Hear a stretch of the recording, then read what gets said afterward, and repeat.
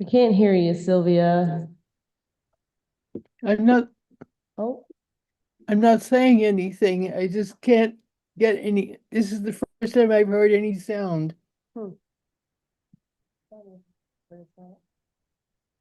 okay. Now I'm hearing. Want to introduce yourself, Sylvia?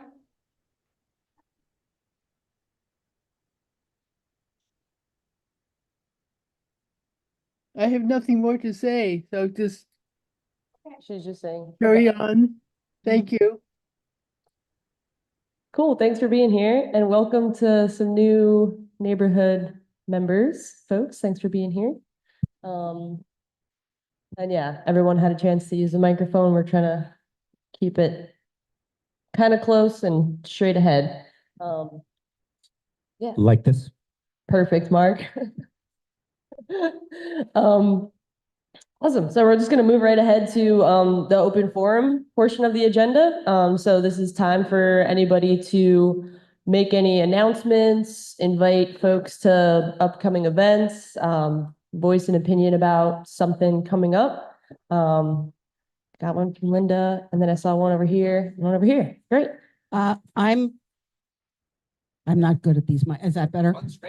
Okay. My name is Linda Looney and I'm with the North End Food Pantry, and I was here last month, and I just wanted to give you a little bit of an update of things that are going on. This Sunday, if you got too many winter coats or gloves or hats or mittens or new socks, new underwear, not used socks, not used underwear, we will be doing our monthly clothing drive from 9 to 11 at the Oddfellows Lodge. So you go in and drive in and it's up the back steps. So we're really looking for some warm clothing because that's one thing we haven't really gotten a lot yet. So, you know, look through your closets maybe and help us out. There's a variety of food drives going on this month. If you're interested in donating food items to the pantry, the M&T Bank right on North Ave that used to be People's has a table right inside, and they're collecting for us until the 22nd of December. So if you're driving by, you can certainly drop it off, and you can drop it off anytime. We're only open from 9 to 11 on Saturdays and Sundays, so this is a great way to do that. Also, Troop 650, the Boy Scouts, are going to be selling Christmas trees this year. And on the 7th of December and the 14th of December, if you pick up your trees then, or you want to go over to where they're selling the trees, there will be food collection at that time as well. The other thing I wanted to mention was what we normally do on Saturdays and Sundays is we open the Oddfellows Lodge for the non-perishables and the clothing from 9 to 11 on Saturdays and Sundays. And we normally do the fresh fruits and vegetables that we get from Hannaford's over at the Heineberg Senior Center. But we're moving everything as of November 30th into the lodge. So the fresh fruits and vegetables will be upstairs. So if you know anybody that avails themselves or needs something, we won't be at the Heineberg all winter.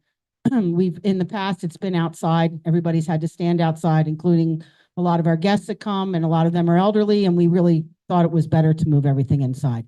So just to keep that in mind. And I'm pretty sure that Jody, who is one of the other people on our board, is going to put a notification in the Front Porch Forum. So everything I just said now should be repeated there. Thank you. You had one in the corner and then got you. Hi, everyone. I'm Sarah with the Burlington Police Department. I'm here to announce that our Community Academy will be taking place in the start of the new year. The Community Academy is a great way for everyone to learn about the BPD through our officers as well as from our professional staff. The Academy will meet each Wednesday starting at 6 p.m. to 9 p.m. from January 8th through February 12th. The application deadline is December 13th. And I have flyers here with me today, as well as in the back table with more information, including details about the application. And I also wanted to take this opportunity that in addition to the Community Academy, the BPD is open to hearing from each ward on how our officers can best engage with your neighborhoods. So if there's an event you would like us to be present at or a part of, please let us know ways where we can engage. we're very happy to meet you all where you're at. You can reach out to me directly or through your steering committee. My contact information is on the flyer. Thank you. Thanks, Sarah. Awesome. I'm another Sarah with the city. My name's Sarah Morgan. I'm with the Office of City Planning and New North End resident. And I'm here just to briefly touch on, and Vicky, keep me honest on time on those 2 minutes. But I'm here to talk briefly about the Plan BTV New North End. This is the neighborhood's first neighborhood scale plan that we are in the very early stages of. We just formed and kicked off an amazing pack made up of about 15 different residents, some of which are here tonight. And the goal of the plan is to create a long-term vision for Burlington's New North End. And this plan, the purpose of it is to guide future growth in the area, as well as guide future infrastructure investments. That's kind of just generally what the goal of a neighborhood plan helps support. And the specific topics we're going to be talking about are the identity of the New North End, transportation and mobility options, balancing growth and green space, and also identifying potential areas of growth. I know that the Plan BTV New North End has been in the works for a really long time, and I'm sure councilors can kind of speak to that, and highly anticipated. And I just wanted to invite everyone that on December 17th here at the Miller Center from 6 to 7:30 p.m., we're going to be having a neighborhood visioning workshop. This is hot off the press, just confirmed earlier this week. So happy to provide more information on that, hoping to also speak at a future NPA meeting about that. But this is kind of a precursor to the official launch of Plan BTV New North End, and it's an opportunity for residents to kind of talk about the community vision, values, and priorities with other residents and what they're wanting to see for the plan. And if you want to learn more information, I have our website kind of working now, the burlingtonvt.gov/planbtv/New North End. And happy to kind of get as much information out there as possible and hopefully see you all back here on the 17th. Sure. It is on the 17th from 6 to 7:30 here. Sure. It is burlingtonvt.gov/planbtv/NNE, actually. Great, thank you. Thanks, Sarah. Martha, go ahead.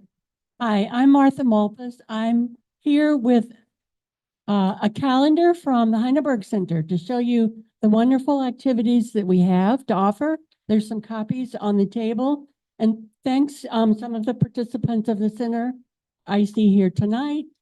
I also wanted to thank anybody who contributed to the success of our holiday bazaar this past weekend. We made over $3,000.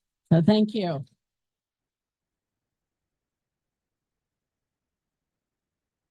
Wonderful. Anybody else want to speak? Monica? I'm not part of organizing this, but on December 14th, the New North End Holiday Market is returning here to the Miller Center, and it's happening from 11 a.m. to 3 p.m. And I believe it's organized by Melissa, and her last name escapes me, but she works the front desk here sometimes. So come do your holiday shopping here at the Miller Center. And bring candles, because they're going to be collecting. All right. December 14th. Thank you. What time? Yeah, 11 to 3. Monica, while we have you here, if I could ask you a question, just while we've got a minute or two, there's so many places to go look to find information about meetings and dates and times. I wonder, do you know when the next or the first school budget public forum or meeting is, or when that might be?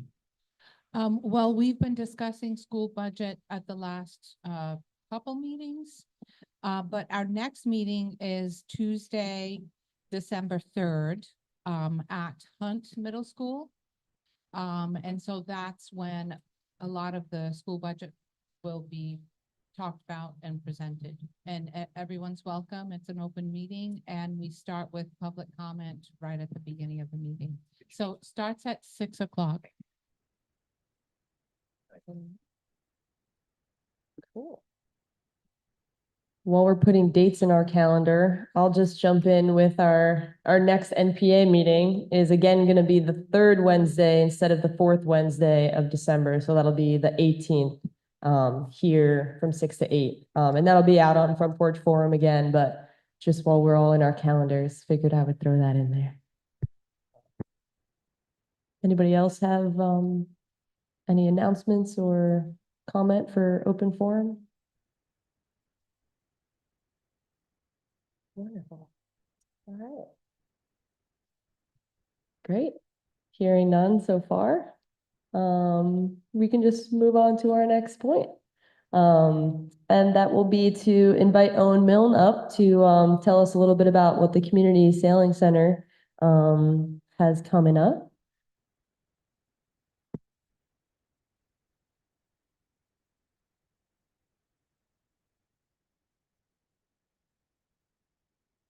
Got a good mic.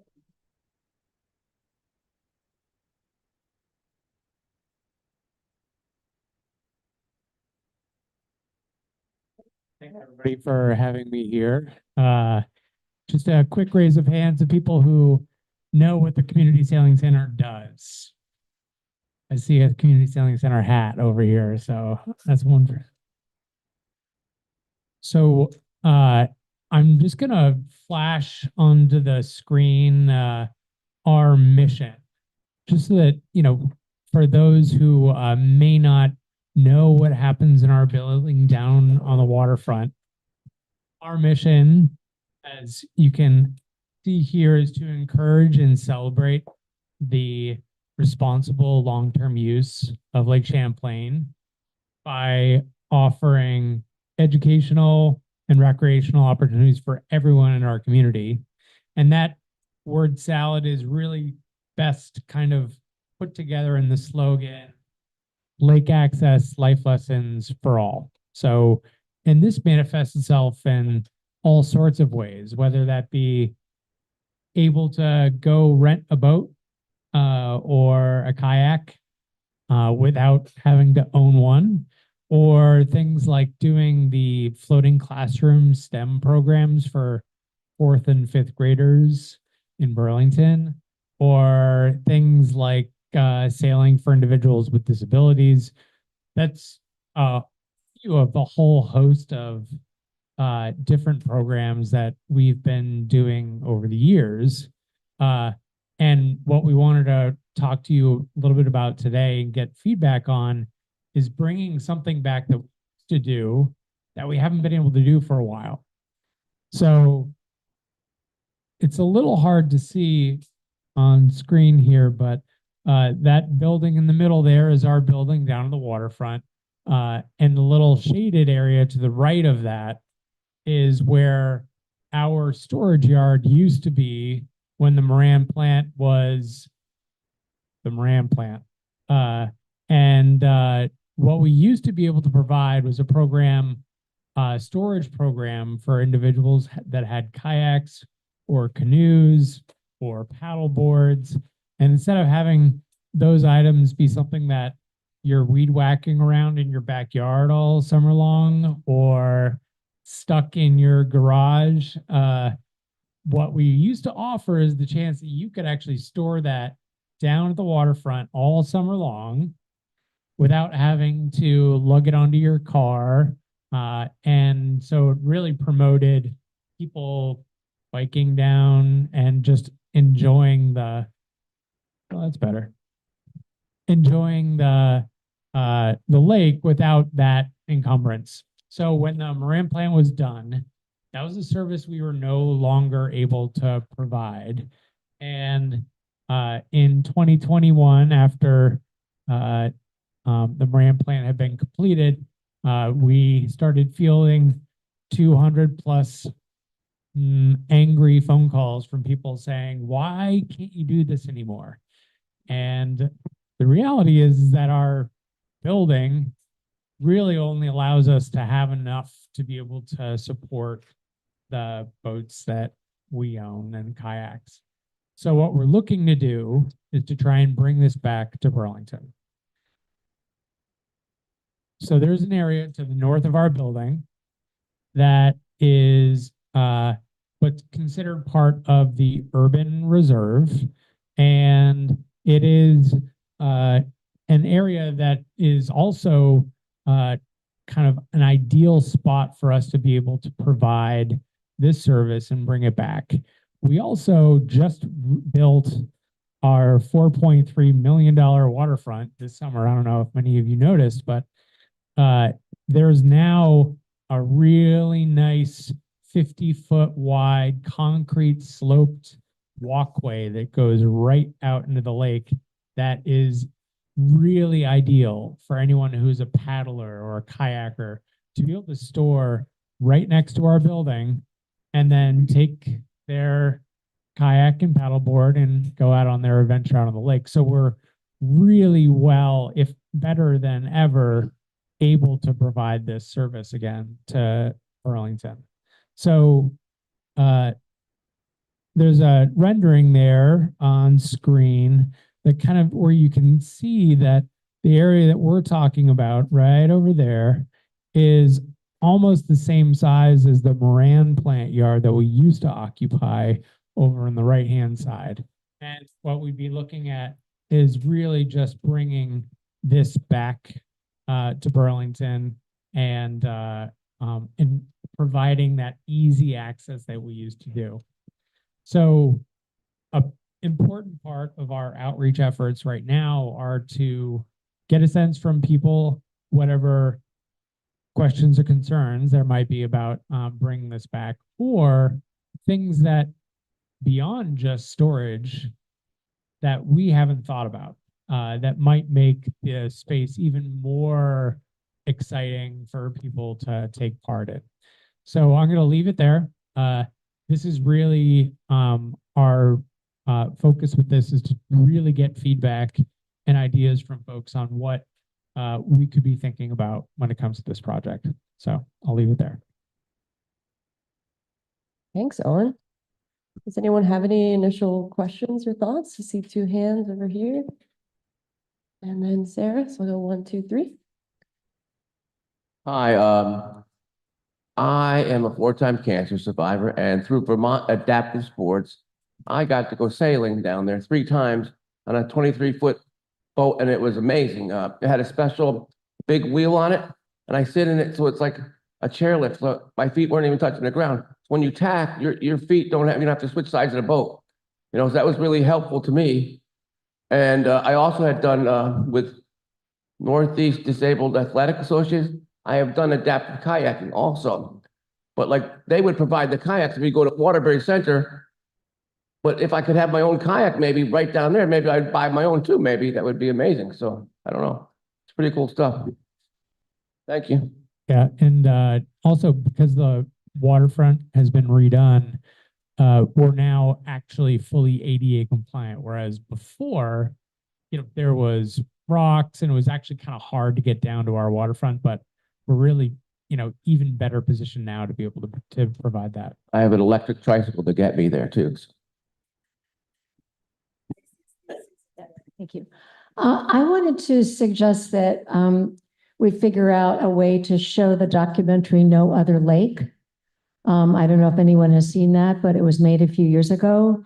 And it is about the health of Lake Champlain. And it's about all the different stakeholders who want to see the lake be as healthy as possible. And if we're going to use it recreationally, we should understand what some of the issues are about keeping that lake safe. And No Other Lake means there's no other source of drinking water for Burlington. It's a really excellent and well-done documentary, and maybe it's something the NPA could sponsor in conjunction with your organization to bring everybody's environmental awareness up about the health of the lake. Many of us have been aware of the cyanobacteria issue, and with warming, all of that archival phosphorus gets stirred up. So we're going to see those cyanobacteria blooms up for a long time.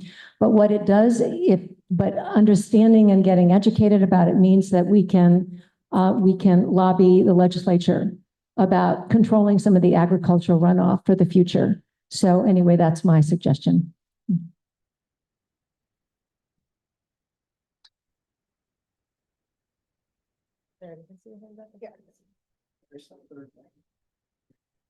Thanks for that. And when Rob Goulding comes from Public Works, some of our improvements will relate to the lake house, so that you can ask him about that.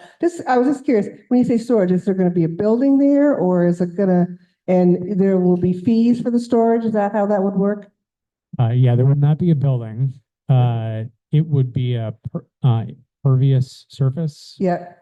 And it would essentially have a series of temporary, storage racks, So you chain your kayak or put to this storage rack, is that? Yeah, well, we would actually put a perimeter fence up around okay. it so that the way it used to work when we had the service Yeah. before is that anybody who was storing their kayak or paddleboard with us got a combination Yeah. access, so they could come down anytime that worked for them. Okay. And then as it relates to the storage fees, yeah, there's a fee associated with it that we used to provide, but it was subsidized. So I think it was $100 for the whole year, meant to really kind of reduce that cost. Yeah. I think it's a fabulous idea, and I'm happy to hear that it won't be too very expensive. I also think that the ability to provide paddling and kayak lessons would be really helpful for people like me who don't know how to do it. Very helpful. Yeah. Hello. Yeah.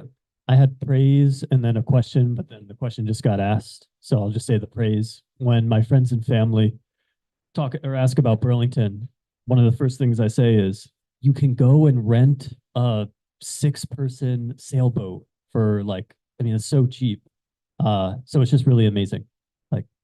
I really appreciate it. I actually do have a question now.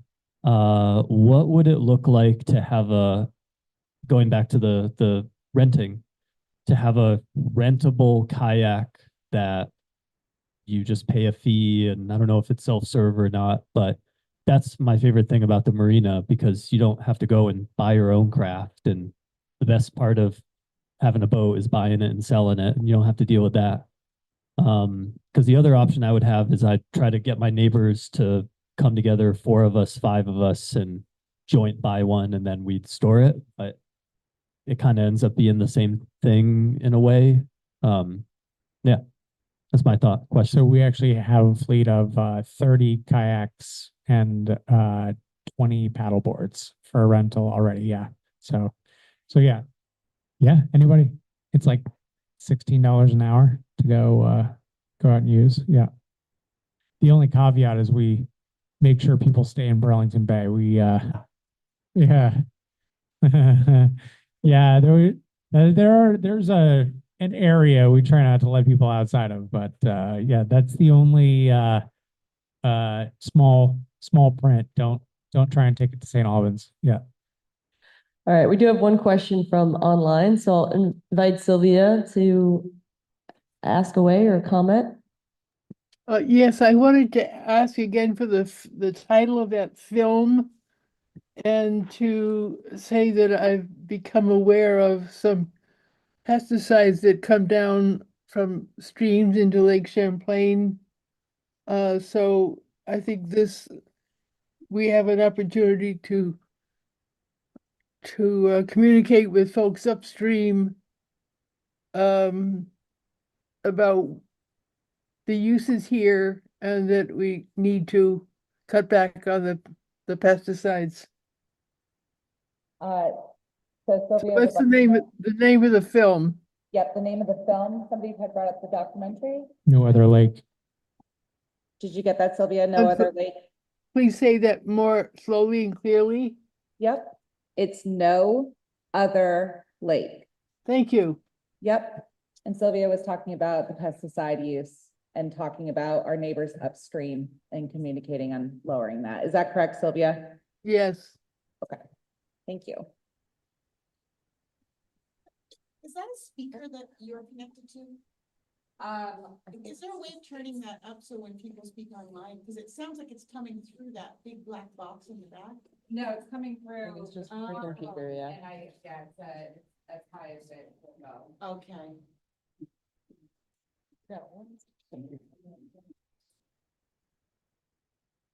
Thanks, Owen. You and I have talked about this project in the past. Could you talk a little bit about what sort of agreement you'd need with the city in order to use that land? I think it's part of the urban reserve, correct? It is, yeah. So we currently lease our property as it stands today from the city. So we entered into a 30-year lease with the city 7 years ago. So because this is part of the urban reserve, one of the things that we'll be undertaking will be a rezoning of this particular plot. So that will be the first step in our process, and we're working with the planning department on that right now on getting on their agenda for January. And then once it's rezoned, you would still need a lease agreement with the city for that. That's correct. Yeah. It's a great idea, and I'm supportive, and let us know how we can help you. Yeah, I appreciate that.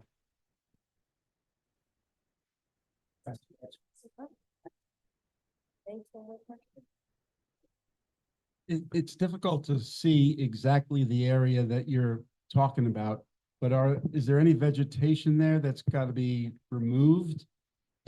There would be some vegetation. We're actually working with Rubenstein School at UVM right now to get an in-depth ecological study done of this plot. So we want to learn, there's a wetland that's currently there. So we're looking at learning what classification of wetland that is.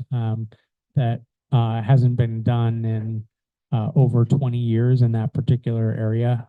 So we're doing that. There are about 4 or 5 trees that are in this, so we would be doing replantings to make up for the carbon capture of removing those trees.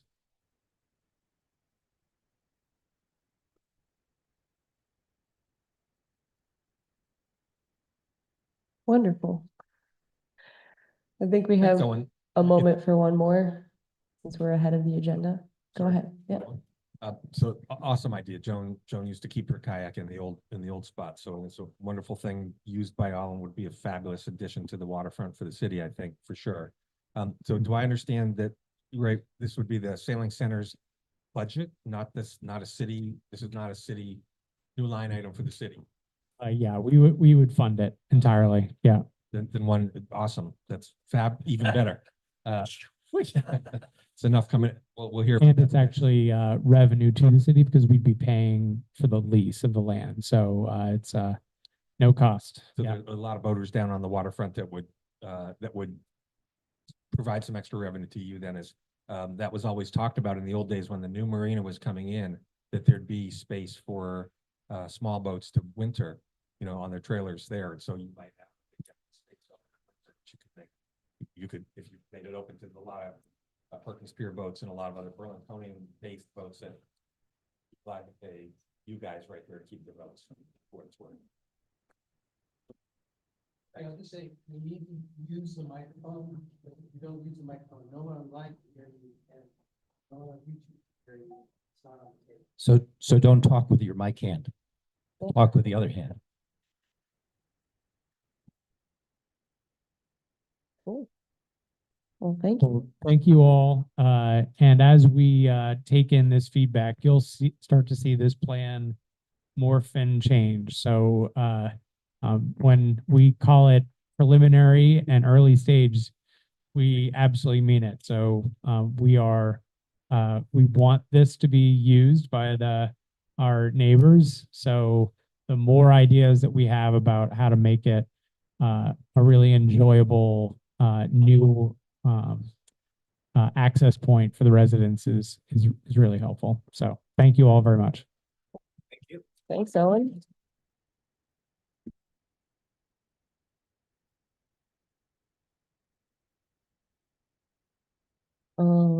Great. Thanks, everyone.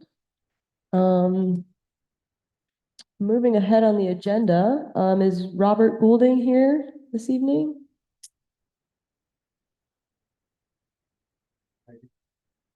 Okay. Promptly. All right. Well, I guess we can, Joanne, if you don't mind hitting the lights. I feel a little dark over here. In the meantime, so you're gonna be waiting for Megan, you said? Okay. Okay, cool. Well, in that case, we can bump ahead, to inviting folks to join the steering committee, if anyone is interested, while we wait for our next presenter to arrive. I can tell you all a little bit about what the steering committee does. We've had some new members join last month, which is awesome. Always great to have new energy, new perspectives. The current steering committee has been hosting these meetings for about a year and getting some good feedback. People seem to think we're doing a great job, which we're like, oh, we'll take it. Thank you. But yeah, generally, the main responsibility is meeting once a month before this meeting to organize the agenda, take in those requests for people who want to present or inform about upcoming things in the city, connect to our representatives and our counselors, invite them to speak, especially when elections are upcoming. What else? Providing dinner each month. Thank you again to Jane and Steve this month. Here's another thing on my mind. And have fun. To have fun, you know, to meet new people, it is. Thank you, Vicky. Absolutely. To try different things, try being a note taker, facilitate meetings every now and then. Yeah, get a sense of, you know, what our community wants as well. So if it sounds fun, let us know. Or if you know somebody that you think would want to be a little bit more involved, I think we still have room for a few more folks from wards 4 and 7. So yeah, that's that about that, I guess. Yeah, thanks, Charlie. So I'm Charlie G, and I'm actually in Ward 2, and I'm on that steering committee. But as I always tell people in that ward, if there wasn't enough room for someone who wanted to be on the steering committee, I would leave immediately, because I could still go to the steering committee meetings and still have just as much impact as I had in the past. It's just that I wouldn't have a vote at the steering committee. So you could all go, I hope I'm not getting in trouble here. You could all go to the steering committee meeting. You see, I don't know where you hold it or what you do, but so you're all welcome to do that.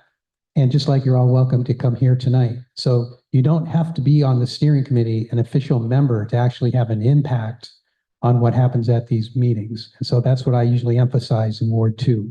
So it's, as she said, it's a great opportunity to get involved in your community and have an impact, because I'll give you an example. There was, so we had a flood last summer. Was it last summer or the summer before? Okay, so you guys so this was a little over a year ago, and wards 4 and 7 had canceled their meetings that summer because they didn't have enough people on the steering committee. So they canceled all their meetings for June, July, and August. However, there was a major flood in July. So they basically just had an emergency meeting of the steering committee. They decided to have an regular NPA meeting.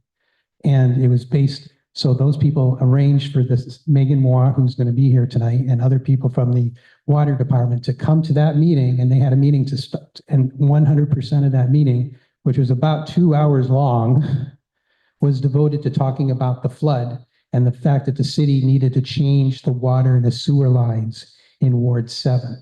So you see, you can have a major impact on your ward and in the best interest of your ward. That's a perfect example of it, because that was basically an unscheduled meeting that was put together at the last minute. So that's kind of like the steering committee meeting of the decade right there. So you can have a solid impact on your community if you get involved in your steering committee. Thank you. Awesome. Thanks for that anecdote, Charlie. Yeah, Mark, you want to say something?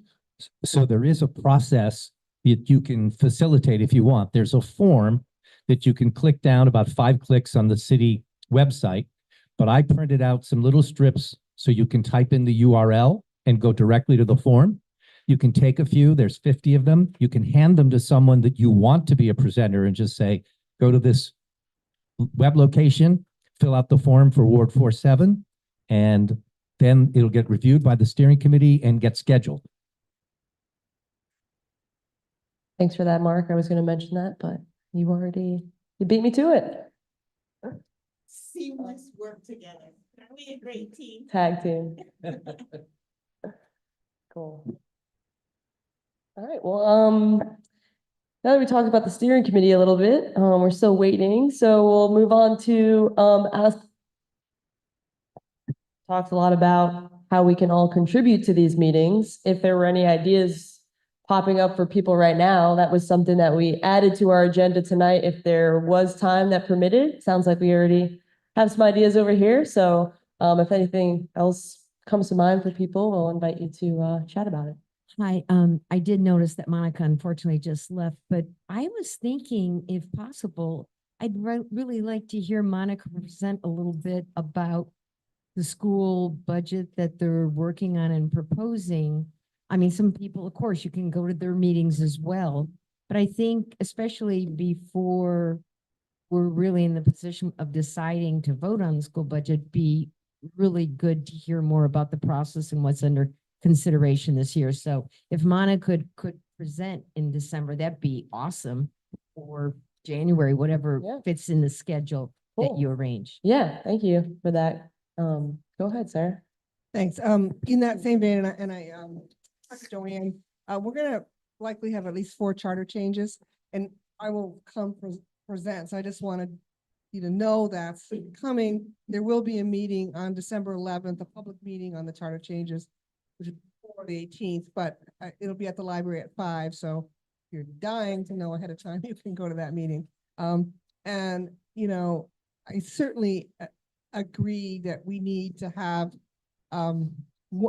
probably the January meeting more than December, a serious conversation on the school budget, the water, impact of the water bond issue, the city tax, potential city tax rate. So, I think we want to, those will not be short conversations. So, I hope proactively the steering committee can really reach out to people and get that on the agenda. Yeah, thank you both for bringing that up, because I know February usually fills up quite a bit leading into March, and so kind of getting ahead on some of those big topics to give people a chance to engage with them. Do you have something as well? Just to add to what Sarah, and we have a Sarah from the police department here tonight, so I would love to have someone from the police department show up at our meetings if possible, and just give us a quick update on how things are going with the hiring of police officers, and now we've got the hiring of the new police chief. So given that it's a significant issue to a lot of citizens in town, and a lot of extreme importance, I think, to the health of the city, I'd love to have someone show up once a month and just do a super quick presentation, but basically sort of top line, how's it going and where are we in terms of some key things. So for what it's worth. I just want to, a lot of that information is in the chief's report. And so thinking of a way maybe to introduce the neighborhood, like how do you get the chief's report, and, where do we get that information? And I think, and you're doing a great job on proactively sending us information, but I think you've got to know where the website is and how to get it. So that might be just a little tutorial on how do you look up information on our city website, which, by the way, we have a new city website and there's a few glitches in it. But I think it would be really helpful, almost like a little written sheet. Here's where the chief's report is. Here's the data. Here's the call. I mean, and a lot of people ask me that. So think of a tutorial. I was just on it a couple days ago, and then the week before and the week before. So, and it's got great, it does have awesome information. I think sometimes though, having a person here to just answer questions people have is the extra thing that we might would be helpful to me. Thanks. Cool. Thanks for the input, everyone. Just wanted to check in online. People are still happy there. Okay, awesome. Oh, okay.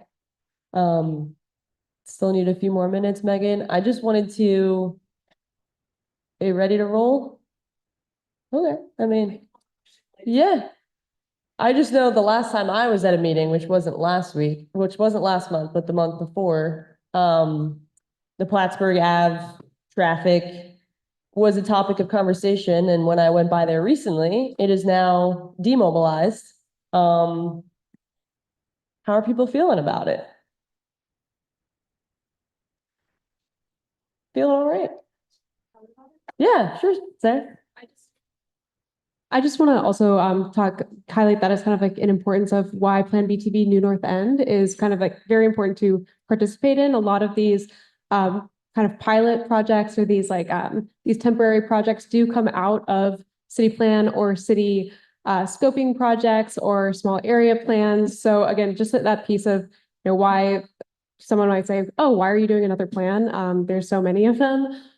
These are the type of things that do come out of these types of projects, if that makes sense. I just wanted to kind of highlight, I think I've heard people say, why did they put that there? And it comes out of these types of plans and just highlights the importance of participating in these. Thanks for that input. I think it was an interesting setup for kind of prioritizing bikers in a city that prioritizes bikers. So yeah, it was neat. Cool. Yeah, go ahead. That's all I don't know. Are we going back? Is there an update from them? There's not an update today, but it was just, yeah, it was a suggestion that we have them invite them to an NPA meeting to present on that. So. Oh, I mean, do you want to comment while we're still getting set up for a second? I feel like it's a bigger conversation for right now, but yeah, I think that's very valid to hear that question, and that is noted. Thank you for being here, Sarah, as a representative. But we are going to move through to our agenda points from the Department of Public Works. Take it away. Hi, everybody. I think the last time I came, is this on? Sound like hello? Whoa. I think the last time I was here, we were talking about the sewer siphon, which obviously also was a big deal. I know Councilor Carpenter mentioned we are doing a tour, trying to get everybody as much information as possible about what we are hoping to bring to voters in March. I don't know if some of you have seen the coverage. There's some big numbers here, but we need to have an open and honest conversation about it. So that's why I'm here. So first of all, we greatly appreciate and wanted to make sure that folks knew that we have greatly drawn down or almost fully drawn down the 2016 drinking water bond that voters approved and the 2018 clean water resiliency bond. On the drinking water side, all of that money went into our water main system, either replacing or relining pipes, and we did a total of over 9 miles. And on the clean water side, which clean water is how we refer to both wastewater and stormwater, we did a lot of pipe replacements. And then there's a whole graph on the side, all of the other areas of investment. The largest portion of the money has been at the wastewater treatment plants. Specifically, we fixed the things that broke in 2018, which is kind of where I think I took over in 2016, and then surprise 2018, the plants had multiple discharges of untreated wastewater. And we repaired the disinfection system and at all 3 plants, and we replaced the SCADA or the computerized control system. And those were some of the things that caused the 2018 issue. We've been going through this risk process, and I don't know if you guys can see down there, but simple scorecard, basically looking at the consequence of failure and the likelihood of failure of all of our different systems at our wastewater treatment plants. And you can see in 2018, our report card was not good. Almost everything was in the C, D, or F category. We will have spent $21 million once we're done with the first part of our wastewater upgrade, what we're calling stage 0. But unfortunately, even though it moves a lot of things into the A category, we still have a lot of things, over 50% that are in that C, D, or F category. And I can talk a little bit more about that in a second. So why are we coming back? Why do we need to be talking about more money? Ultimately, it comes down to two main reasons. We need to be able to provide reliable and sustainable drinking water, wastewater, and stormwater services, not just to the current Burlington, but to the future Burlington. There's a lot of conversation about growth, which I think is fundamental to Burlington. Some of the issues of affordability that we're having in Burlington and so on and so forth, as well as Vermont. But fundamentally, there are pieces of equipment that are at significant risk of failure, and none of us want to go through 2018 again. And unfortunately, we could be approaching that if some of these systems fail. We need to assure that there's a sufficient capacity for that additional growth that we're talking about. Anytime you build new housing, that means more toilets, and more toilets means more wastewater. And there's also some significant safety and code upgrades that we need to make at the wastewater treatment plants. They were last upgraded in 1992. And there's a lot of stuff that is really hard to work with. And we have a really talented team, but they work under really serious conditions. Some of them have to wear hoods to go into certain parts of the process. We had one worker who actually couldn't become a wastewater operator because she was breaking out in rashes. And that's not acceptable when you're trying to do the hard work of cleaning the city's wastewater. The other main goal is we got to keep protecting the lake. We need to meet or exceed our water quality improvement requirements. So just simply keeping the plants as they are functioning is a critical piece of preventing beach closures. I'm not ever going to tell you that what my work is going to be able to prevent all beach closures. Some of the cyanobacteria blooms that we're having, the phosphorus, that's coming from all of Vermont. But we got to do our part and make sure that Burlington has turned off its phosphorus faucet. And what I'm talking about is preventable beach closures. The things that happened in 2018, those were preventable, but they happened. We got to reduce the phosphorus discharges from Burlington. We also need to continue to do our work to reduce the combined sewer overflows. Those are primarily happening in the south end from the Pine Street CSO. That's our most active and frequent CSO. The CSO that you have here in the new north end, the Gazo CSO, we have done a lot of work, and it does not activate very often at all compared to even 10 years ago. Oh, sorry, combined sewer overflow. So old parts of Burlington, New North End had a lot of separation done in the 1980s and 90s. So there's not as much here, but it's where sewage and stormwater go in the same pipe. Sometimes there's not enough room, especially with climate change. And there are places where it can overflow so that it's protecting downstream areas and not backing up into basements. So we talked about this. These are some of the headlines from 2018. Not a great part of my career. Don't want to repeat it. I don't think you all want to. And so we need to figure out how to prevent this from happening. We have a lot of projects going on. And I'm going to talk mostly about the things that are in bold, the drinking water reservoir improvements and the wastewater treatment plant improvement projects. In talking with counselors and talking with the community, one of the common questions we've gotten is, what can we push off, right? We can't do it all. We don't have enough money. And I guess maybe politically I could have brought you the big plan and then had you whittle it down, but we brought you the plan. We brought you the plan already whittled down because we're trying to have an honest conversation. We went through the scope list, and we continue to go through the scope list, and we continue to push off the things that we don't absolutely have to do now. So for instance, in orange, stage 3, so the money that we're asking for isn't going to take care of all of the stuff at the wastewater treatment plants. It's taking care of the stuff that we don't feel can last more than 3 or 4 years. And we'll have to talk about the other stuff later on. We are looking at the drinking water plant. The drinking water plant hasn't been upgraded since it was built in 1984. We're undertaking an assessment, and we're going to have to come back to you to talk about what that's going to cost. But again, we're not, I wish we could do everything all at once. Trust me, that would make my life potentially easier. But we're not, and we know that we can't pay for it all at once. At the end of the day, the numbers, though, are large, right? We're talking about numbers that exceed even maybe what the high school cost. We're looking at 21 million for drinking water, and we're looking at about 190 million for wastewater and 14 million for stormwater. So that would turn into 2 bonds, a drinking water bond of 21 million and a clean water bond, or what we're calling the lake bond, of 204 million. There's a little star next to this because we're trying to be responsive. We heard loud and clear from the counselors when we met with them last week that what can we cut And the thing that we have decided to cut, not that we're not going to do it, but we've decided that we should put it in the FEMA basket firmly and fully, is the Winooski River siphon. So I have a slide on that. We've done the long-term planning that I talked with you about how do we fix that once and for all and don't have pipes in the middle of rivers, because that doesn't seem like a good idea during climate change. It's about 14 million. And when I had the number in, our rate impacts were even more.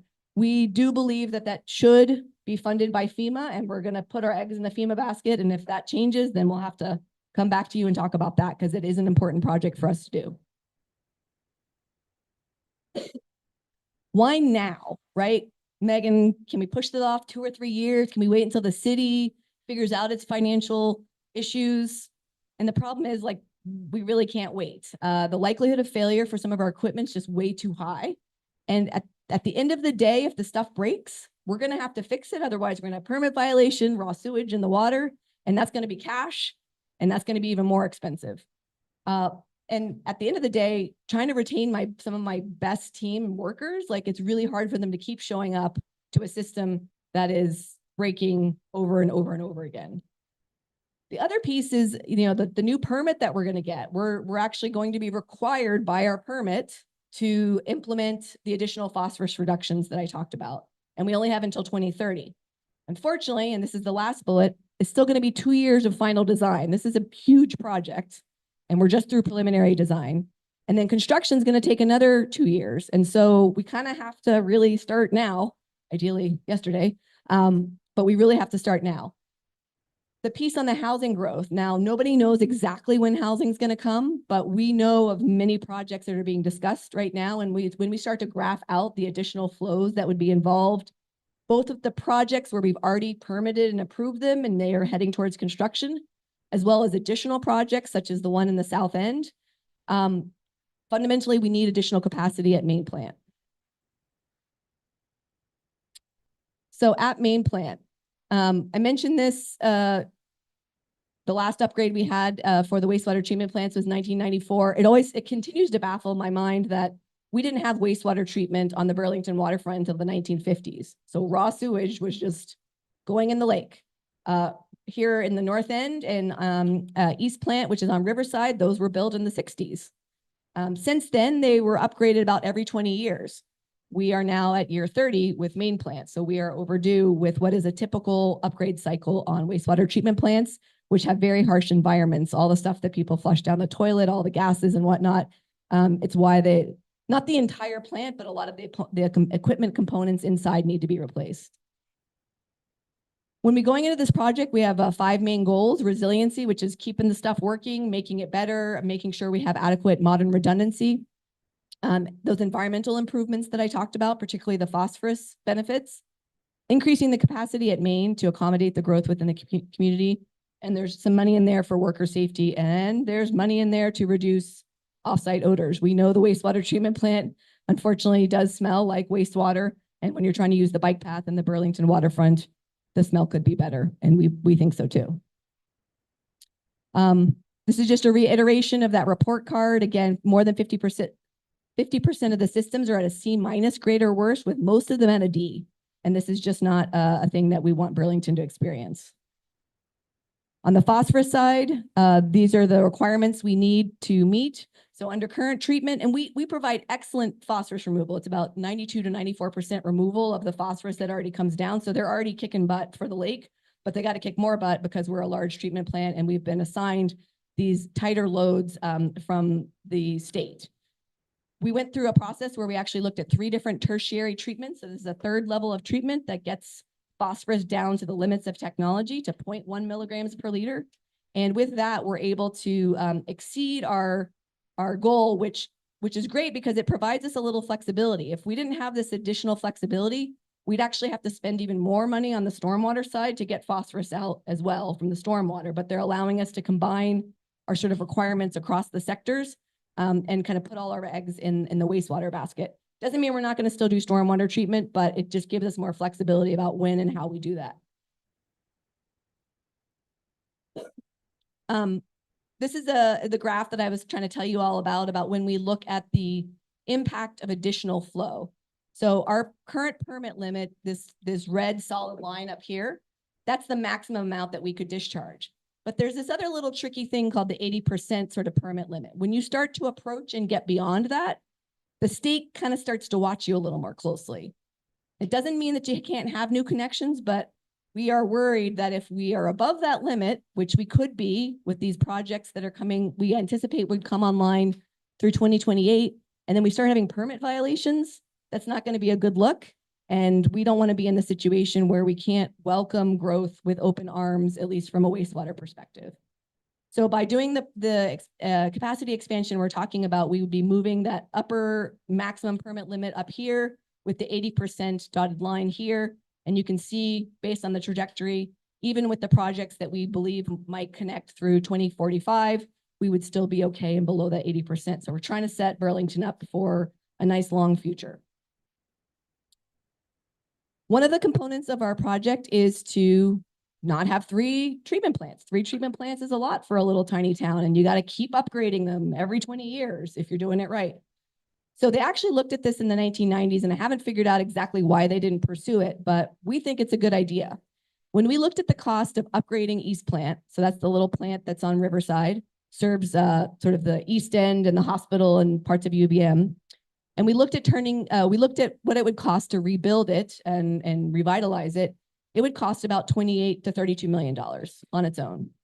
When we looked at consolidating, which is turning it into a pump station and pumping the flows to main plant and kind of putting all of our eggs in the main plant basket, it costs about $31 million. And then when we look at the long-term life cycle costs, so the costs that would be involved in having to continue to upgrade it every 20 years and keep it running as a wastewater treatment plant, which is much more complex than a pump station, it saves us about $30 million over the next 50 years to do this consolidation project now. So for me, the math pencils out.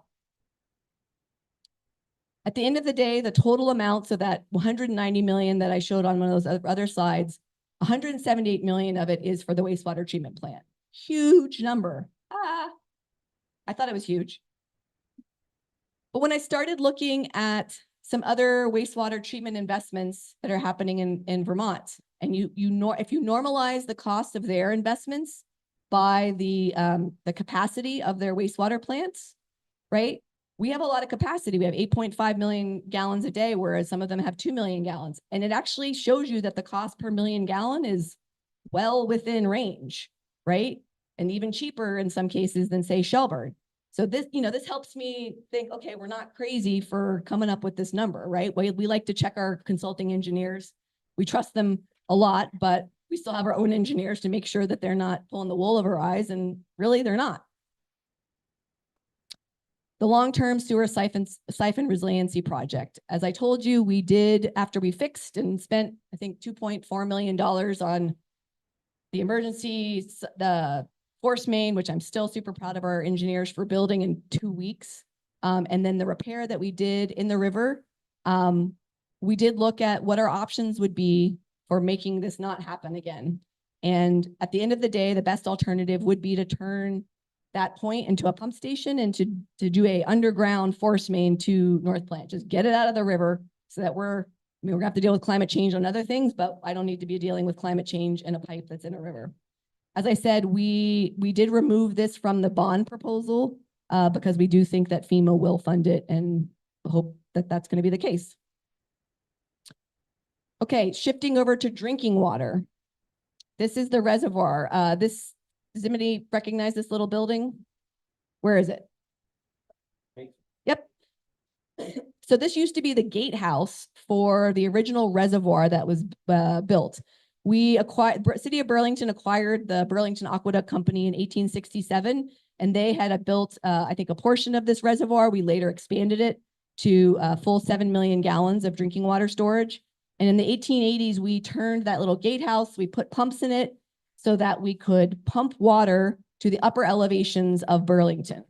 So these pumps are required for this area in blue, the upper elevations of Burlington. And most importantly, the hospital, the top floors of the hospital. We can't get water to the hospital unless we have these pumps. So they're pretty important pumps. The reservoir itself, though, is critical for the rest of the city. It's not just about the high service, what we call the high service. it is also about the whole city because that reservoir kind of manages the demand fluctuation of the whole city. It serves as emergency storage. If the water treatment plant were to go down, we've got about 24 hours to figure it out because we've got water stored in this reservoir. So the reservoir is also an important piece. But guess what? When we do a grading of that building, there's a lot of stuff in there that has not been upgraded on a great timeline. And so its report card also is not great, with 65% of systems at grade C or worse and 42% at grade D. And that presents a great deal of risk, for Burlington's ability to supply water to the high service as well as have that emergency storage piece. Not going to go into all the details. We're not just working on the pump station. We are also working on the reservoir roof. It was covered in the 1980s and we need to re-roof it because that's what happens to roofs. The current estimate is about 9.75. We do have a healthy amount of contingency in there because some of the money that we're going after, the loan money, has some of the new federal requirements of Build America, Buy America. And we do anticipate that that could increase our overall costs a little bit. And that's just a trade-off when you're going for some of these federal low interest loan programs. Oh, that was everybody take a deep breath before we look at rates. Maybe you've already seen them. So we have a financial model, and when I put in the debt service, which is going to be substantial for these projects, this is what it currently shows it's going to do to rates, which is big. Right now, the typical user who uses 400 cubic feet of water, not everybody uses that, but that's the average, pays about $60 a month for their water, sewer, storm. And in order to fund these investments, based on the current assumptions that I have, which I've listed and you can look at later just to know that there's lots of things we're still playing with. We are looking at about 107% rate increase over 5 years. So it's big, it's huge, and I'm not going to lie about that. There's things that will change, things that we've done to mitigate this. We have looked at longer terms. So when an asset lasts for 30 or 40 years, we're not trying to pay for it in 20 years. We're stretching it out. You do end up with more borrowing costs, but at least per year, it's not as bad. And this represents a 5-year phase-in of the public bond debt when we're only paying interest payments and not principal, to try to smooth it out. Otherwise, it would unfortunately look actually worse. There's a lot of things that we haven't included yet. I have not factored in the very likely increases in usage because it's hard to rely on those. There's probably a handful of projects that I would feel comfortable because they're already under construction putting them in, but we don't want to put them in and change this whole model. And right now we haven't included the impact fee that we are looking at applying for new development that would help existing ratepayers benefit from new connections because they'd have to buy into the existing equity and they'd have to buy into the equity that everybody else is going to create with, these couple of years of investment. Perhaps because I'm a Burlington ratepayer, I'm also trying to figure out, does this make sense? And one thing that was interesting, because I kind of already assumed that our rates in Burlington were already higher than surrounding communities. And when we actually surveyed surrounding Vermont communities, as well as other New England communities, in particular, some New England communities that have combined sewer systems, and it's very typical to see systems that have combined sewer issues have higher rates because we have higher burdens trying to fix the legacy of the past. And right now, our bill is currently less than the median for similar Vermont communities, as well as surveyed New England communities. Not saying it helps your bottom line. I can't say for certain, but in talking with our rate consultant, a lot of these other communities that I'm showing are facing similar, maybe not exactly the same intensity, but they're facing similar rate increases. So I don't think that we're going to be alone in this journey. We talked a little bit about all the different ways that we think we could mitigate the impact of bills. I've already had a really great conversation with the Secretary of Agency of Natural Resources about how we're going to work together to make this happen. We think that we can leverage the Northern Borders Commission, which is very interested in the growth piece and the jobs creation piece. So there are a fair amount of stones that are still unturned. The state also has pollution control grants. We think we could be very highly eligible for those. Those are very hard to model because I don't know exactly the magic box that they work through, but basically you apply and they tell you what you're eligible for, like what percentage of your project you might have covered. And then it wait like 4 or 5 years after you do the project, they tell you that you got the grant. So some money that I turn away, but it doesn't help you when you're trying to plan and figure out what rate impacts are going to be. But it would certainly, it could benefit a future year. We're also looking at rate restructuring. In 2021, we went through a big rate restructuring on the water side, and we created 2 tiers of water usage. So if you use less than up to the median amount, 400 cubic feet, that first tranche of water is quite inexpensive. We didn't do that on the sewer side. We could. If we do it for the residential folks, for the single family duplex and triplex though, it is going to then increase rates elsewhere and or increase the amount that people have to pay for the second tranche. And so there's just a lot of choices we have to make there about if that's what we want to do. If we want to protect residential users, then we can go that direction. There's also numerous affordability program enhancements. We currently have discounts for folks who already qualify for federal programs if they are 200% below 200% of the federal poverty limit. We also have a senior discount, which has a very low bar for enrollment. You basically have to show proof that you're older than 65 and attest that you would have difficulty paying your bill if it wasn't for that program. Currently, that just waives the fixed fee portion of your bill.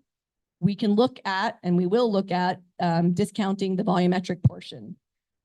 One thing I'm really excited about, and I hope it works, is working with BED on how to provide affordability enhancements to renters. Right now, we don't have a way to reach renters. Renters don't usually get a direct water bill because a rental building has 1 meter. And so the building gets the charge and the landlord, factors it into their landlord rental rates.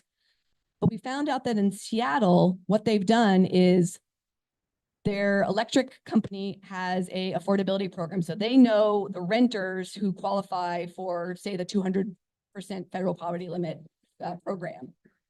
The Seattle Public Utilities Water gives money to the electric company that the electric company turns around and uses to provide a credit on their electric bill. So it gets into the pocket of the renter and, draws down their overall utility cost. And we hope that that could mitigate the impact that people are going to see in their rents, because I'm super worried about that. Lots of other things, plumbing assistance programs, anything we can do to help people reduce the volume of water, right? So if you can control your water bill, if you can figure out how to not use as much water, that is one way to keep your water bills low. Obviously, you can't reduce it by half, but anything you do. So, could we roll out plumbing assistance programs to make sure that somebody comes into your house and helps you find the places that might be leaking?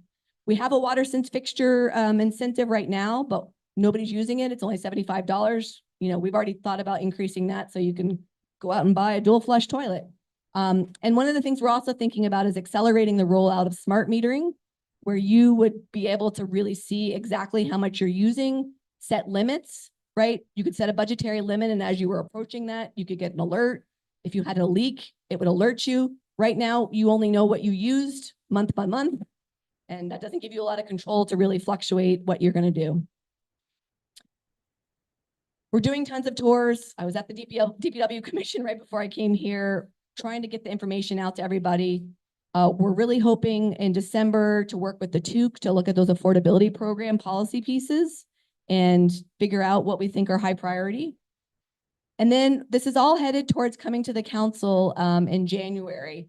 By then, we would have the 100% preliminary engineering report done. We are going to conduct or having that's probably my time. A third party take a look at some of our assumptions and just make sure, again, some other smart people take a look and make sure we're not missing something. And then we do intend to ask the council for approval to get this on the March ballot. A quick reminder, just because we get a positive bond vote doesn't mean that we're like, we have a blank check and we can just go for it.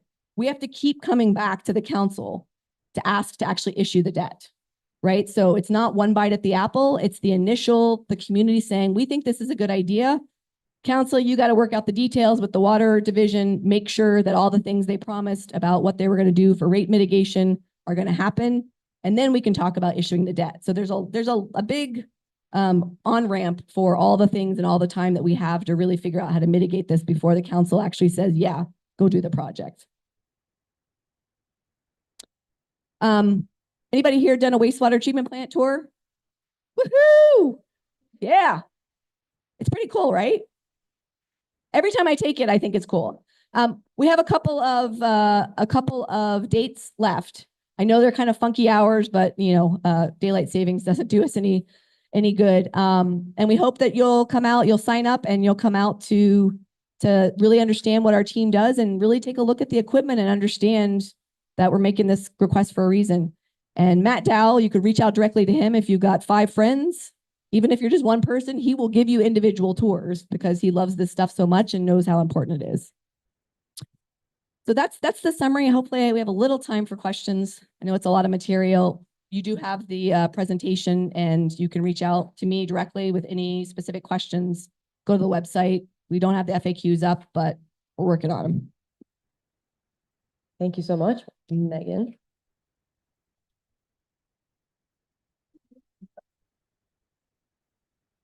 Definitely lots of information. Any burning questions? Okay, I see 2, 3 hands up. Start over here, and then right behind you will be next. Hello, I'm curious just so that I completely understand how the funding will work. So if the bond passes, that would then double the rates, and that would be like a permanent doubling or only for a period of time, or I'm not super smart about how bonds work. Yeah, so basically it's kind of like a mortgage, right? So if we get pre-approval from the voters, we still have to go to the bank and we have to work out all the details. But basically we have a principal payment, the amount of the project, and then we have to pay that over a long time frame.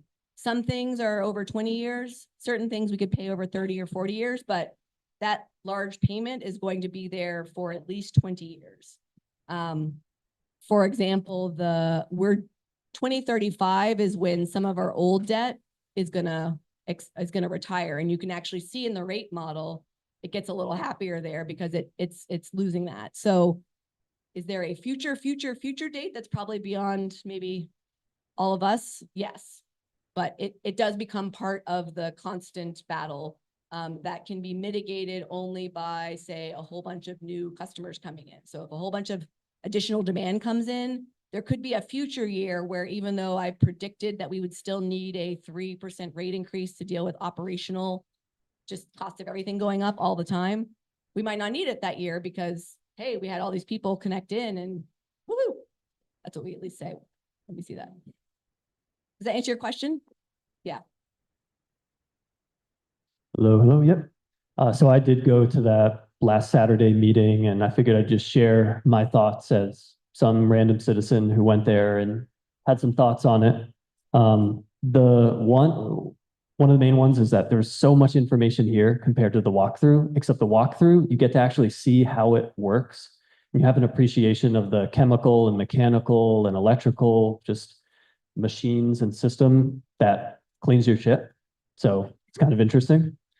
But one thing that was pushed there, or a stronger takeaway from there than from here, was, you mentioned it a little, it's about the burnout of the folks who work at that wastewater treatment plant. When you're walking along the waterfront and you smell, it doesn't smell that great. That is rose gardens compared to what it smells like working inside there. There's no way I would take my little girl inside those facilities. Like, it's very bad. And you may not care about that, which whatever, but if those folks quit, it seems like a huge gamble. And that's kind of how I'm thinking of it, is like, what's the probability that folks don't quit and we don't end up losing more money from people quitting, or having there were like 3 or 4 components that had no backup. Yep. And if those backups break, then that's all going in the lake, or some of it's going in the lake. So that was my takeaway. Obviously I came and saw it because I saw 200 million and I was like, that's even more than the school. How could that possibly work? But yeah, it seems like a gamble that I wouldn't want to take. That's my thoughts from it at the end. I don't know if you want to adjust anything there. I mean, yes, there's a lot of equipment where in order to replace the part, we got to go on eBay because the stuff is obsolete. That's not a great plan. we're machining it ourselves, and actually like one of our most dedicated and most amazing mechanics is retiring at the end of this month. He is literally the one who has kept things running, and we've got other talented people, but we're nervous about that simple fact about that literally MacGyver not being with us, because if something breaks, how are we going to fix it? And that's not going to be a good day. More question? So on that point, I'm curious, do these plans and all these expenses allow for maintenance to happen sooner than, it sounds like a long time has passed and too much time has passed, right? So would this then change that? And force, like ongoing maintenance to happen on a more regular schedule? And yeah, one of the things that I've been sharing with people, it does put us in a different financial situation because our bond covenant, and while it's challenging when you're doing rates, but it's beneficial for your long financial sufficiency, is when we pull a bond, we have to raise 25% more than the debt service. So if I borrow $1 million, I actually have to raise 1.25.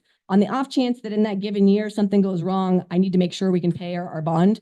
But generally, things don't go wrong. You can take that money and roll it into reserve.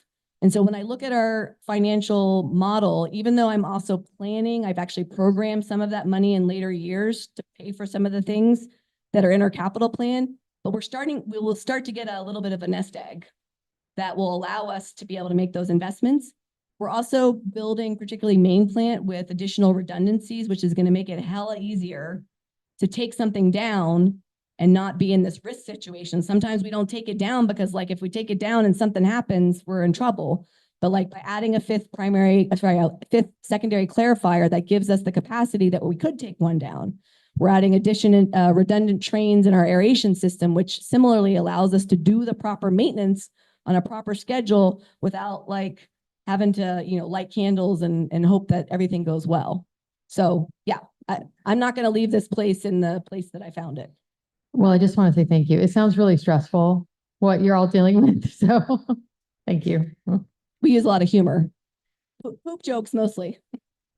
Go ahead, Sarah. There's a couple, I had mentioned to Megan the other night and asked if she could do a broader comparison of rates in all the towns in Chittenden County, including those that don't have water and sewer. Because I think that will be important. It's a big hit, but we're in the 30th percentile. We'll probably go up to the 60th or 70th percentile. That's not fun, but I think it is a relative expense, and it will be important for us to understand that. Two other things, the sewer plant thing, I would ask that if you could try to do a publicity blast about that, front porch forum, maybe even a couple of ads, and because I think it is really important for folks to go, and December will be a really good month for them to go. So there's agreeing to sort of get that out there. I think we're also going to do a virtual tour, where cool. people could just go online and kind of click through things, and it's not going to be the same full sensory experience. I'm not going to figure out how to have a smell thing, but maybe scratch and sniff stickers. The other thing is, we really, if to add capacity, to add housing, in my opinion, we're going to need to do this. But wearing a former hat, one of the frustrations is that most rental housing tenants can't keep track of their water. Yep. And, is there a way to sub-meter, or I don't know what the right term is, enhance the ability for at least the landlord to understand it and communicate? I know you can't back bill because of public service rates, but I'm familiar, at least outside of Vermont, where apartment buildings have sub-meters. The landlord can say, if your water usage is over X, you need to pay me a little more money. I just think, particularly going into new construction, we need to think of ways to do that. Because my experience was just very uneven in terms of the tenant usage. Some people are wonderfully conservative and some are not. Yeah, I do think it is something we could think about with new construction. Crazy hard with some of the old housing stock that we have.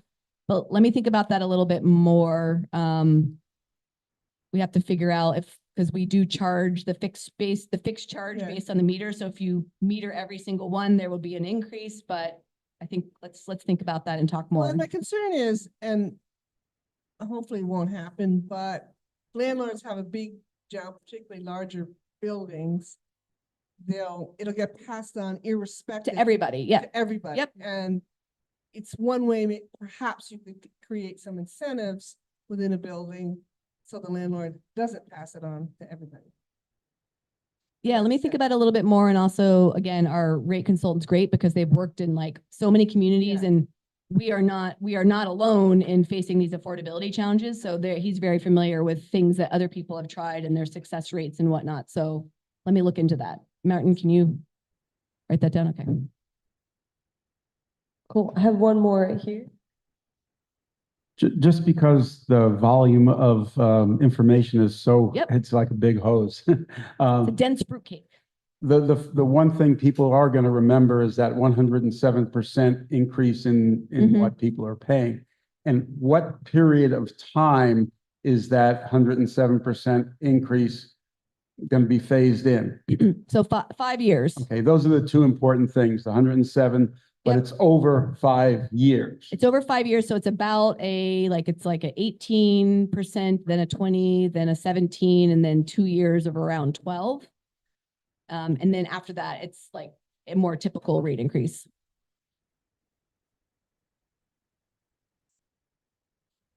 I know. Okay, thank you. I did listen to your presentation at the city council meeting and, you've done a fabulous job. But I am curious, it got me thinking, what UVM and Champlain College, I would assume they're very large users. How are you factoring them into these rate increases? So currently, and we have many different rate classes. I have a class for city buildings and I have a class for the institutions and I have a class for mixed use. And then like the single family duplex and triplex, they're the ones that are tiered. Their rate currently is like everybody else's rate with the exception of their irrigation water and their processed cooling water. We did charge them more because they're particularly the irrigation piece, it's more of a luxury than a requirement to live. I think that's a policy decision that I'm sure the council may want to explore because they don't pay taxes. Is there a justification to charge them more? They're also, unfortunately, they're not likely to pick up and move their whole system. Again, that is largely a policy decision. I did ask our rate consultant whether or not there's any examples of that in other communities where it's been cost justified. Usually with rates, you have to be kind of careful where you don't just pick and choose. You do have to kind of justify the cost benefit of what's being paid and cost recovery. So we have to be a little careful, but if we find examples and it's within our legal means, I think it's hard because you're also trying to negotiate other things with them. So it's like anything in life, it's complex, but possible. Cool. Thank you. I know we have one more question and we're almost at the end, but wanted just one more voice in here. Yeah, thanks for being here tonight for the presentation. Two quick questions, actually. First, just wondering if you know what the average rate increase has been in recent years. Now that we're looking at 107 over 5, what your average has been over the past 5 or 10 years. I don't know off the top of my head what the average has been, but this is what the trajectory has been, which I don't think is a happy trajectory of a decade. And this actually can go back to 1989, where we didn't have rate increases with the exception of one increase. And then we had wackadoodle big increases and then no increases. And then probably so I took over in this area. And since then, we've probably been at the 4 to 5% increase, which when we looked at a survey by the American Water Works Association, and they looked at other utilities from 1998 to 2023, their typical rate increase was about 5%. And very interestingly, as I like graphs, if I applied 5% to what our 1998 rate was, this is where our rates could have, should have been, which would have given us more money all along to invest. And I think would put us, assuming the magnitudes would stay same of what we had to invest, which I think it would probably be less, we would only have like a 44% rate increase that I would need in order to fund what we got to fund.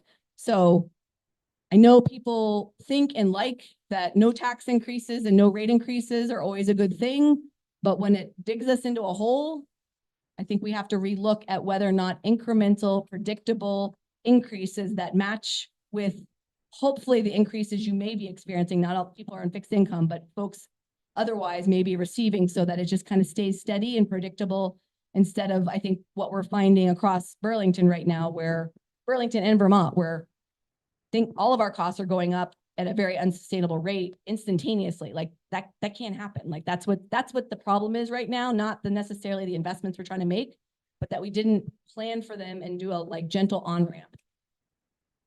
And you might have just answered my second question right there, but you had, and hopefully I understood you well in the beginning of the presentation, but you had said that we're on kind of a regular schedule of updating things every 20 years. And then it seems like for 40 years, we didn't update anything. What's the main reason for that? Was that just? I think I sort of have at the title, from where I sit, there was this long-term rate insufficiency where people weren't like, what I now is look at what we need to do. And then I calculate the rate, and then I have the conversation about whether or not we can go for that rate increase. Whereas before it was, there were years of a certain administration where it was like, nope, you're not getting a rate increase, figure it out, which is not a way to run. Like these are businesses, right? And you have to address your needs.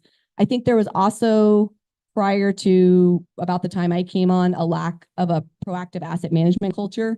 It was very reactive. You waited until something broke and then you fixed it.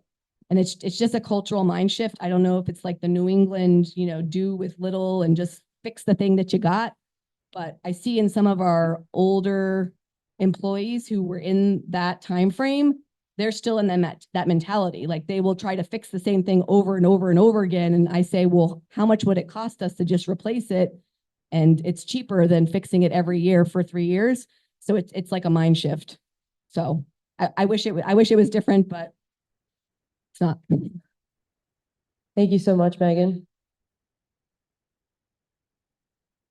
Someone has one last question, if you feel ready for On all it. these buildings that are coming in town. Hmm? That means more sewage, more water. Yep. More pumps, power. Yep. Everything else. How come you haven't gone to the water saying, okay, if you want to come in and build all this, you're going to have to pay the upgrades? Yeah, so I don't know, a different slide. There used to be a impact fee for sewer, maybe in the 1980s and 1990s. Something happened to it. There was some negotiation, I think, when zoning fees came on board and they wiped out that impact fee. I'm trying to bring it back. How come they're not coming through? The city let them build all this. They're not paying anything. They will pay to help. Mostly because bring it up. Yep, You have to still do because you have to change ordinance to implement the fee. And at some point that fee went away, and I'm working with other city folks to bring back an impact fee, which would make developments who are hooking up pay an additional fee that would kind of offset their impact. City water saying, okay, you can build it. And we know it's going to influence everything that you have to take care of. I completely agree with you, which is why I hope that we're going to be bringing to council, like we're in the final throes. Maybe we Yes. should stop building until we get some word away. Sounds like a bigger conversation than just for Megan to answer, but I appreciate you fielding all of these questions. Absolutely. And concerns, and it sounds like there'll be more opportunities to visit the wastewater treatment plant and connect with you folks if people have further questions or concerns. Yeah, please do. Awesome. Thanks, everyone. And that does it for our meeting. Please take some leftovers. There's still some pizza and cake, and we'll see you all next month. Yeah.